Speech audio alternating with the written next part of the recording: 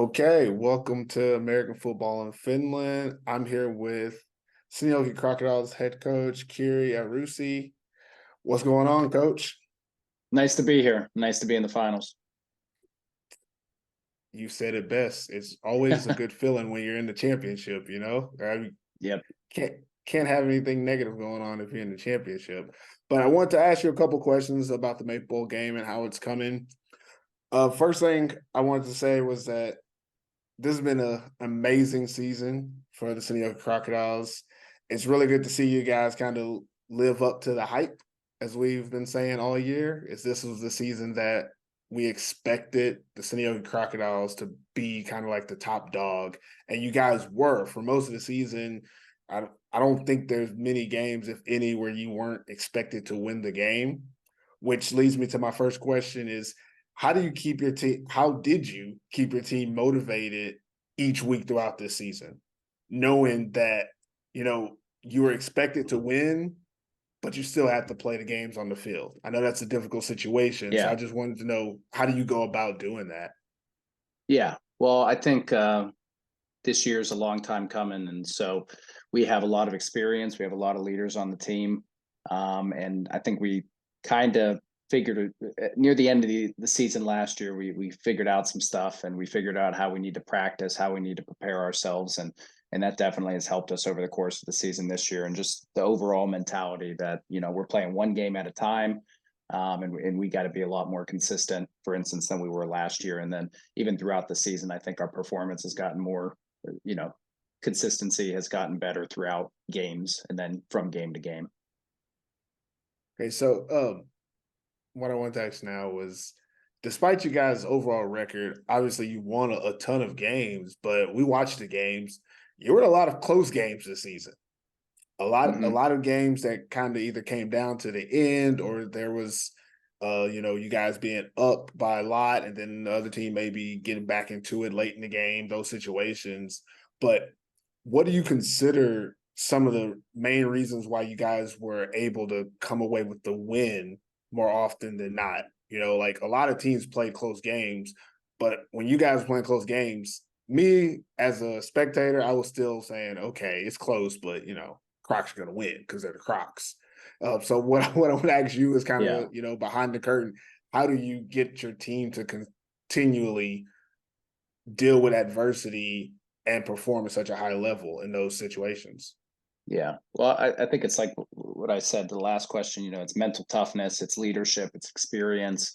When we've gotten into tough games, you would think that, like you said, being expected to win a lot of games, having all those expectations on you, and not only expectations just to win, but to perform at a certain level, game in and game out, no matter who the competition is. It's tough. It's a long season, personnel changes, you have injuries, you have all this stuff, but just taking each game one game at a time, and all that other stuff, really combined to help us in close games. And when we were down, even or things got close, I think that's when we've played some of our best football. I think one of our the Roosters game, the Kuopio game, and then last week against Vaasa, you saw us come out in very close games in each of those. In the Roosters game, obviously, we're losing at half big.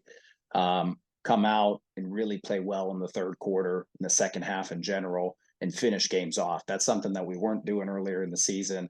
And I think that shows that this team's really resilient. They're really mentally tough. They got the leadership. They got the experience. So when we get in a close game, it's not anything. We're not surprised, and we just keep playing our game.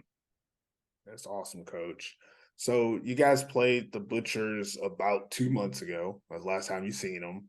A lot has changed, but on the Crocodile side, what have you guys improved upon from that last game to this game that you think is going to be helpful in making sure you get the win? Well, I think it starts with personnel, just like it always does. So I think Oxley Saren and the safeties back for us, and that's obviously a huge help in the secondary and then defensively in general. We got Diego Paz, defensive end. We added in August offensive lineman to kind of round out the offensive line, Mateus Stockkamp. So besides those and other guys coming back, getting healthy again. So I think we're about as healthy as we've been at any point during the season. So that's good.